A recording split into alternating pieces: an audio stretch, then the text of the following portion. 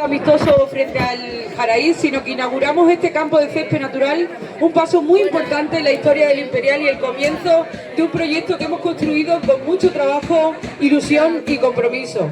Quiero agradecer a todas las personas, las instituciones, patrocinadores, voluntarios, socios y aficionados que han hecho posible que hoy estemos aquí. Este club es de todos y entre todos lo seguiremos haciendo crecer. Os deseo que disfrutéis de una gran tarde de fútbol, siempre desde el respeto, el compañerismo y la deportividad. Y viva el Club Imperial Cuacos de Yuste, viva el deporte y que comience el partido. Muchas gracias. ¿Qué lo habéis hecho para que no pida el alcalde de la barra o qué? Y antes del inicio de este histórico partido, para el campo La Mina, para la localidad de Cuacos de Yuste, el Club Imperial va a hacer entrega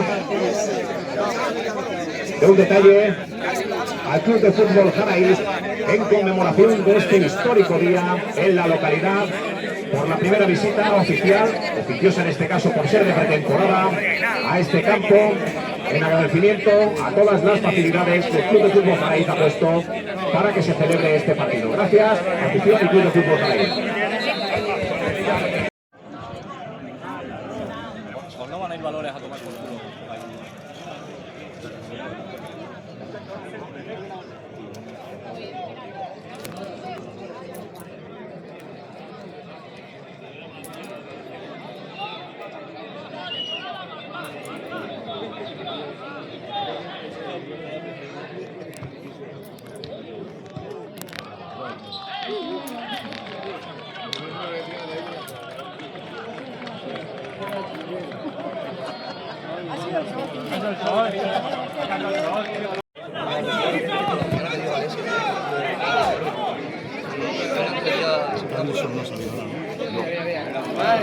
Ahí va el segundo.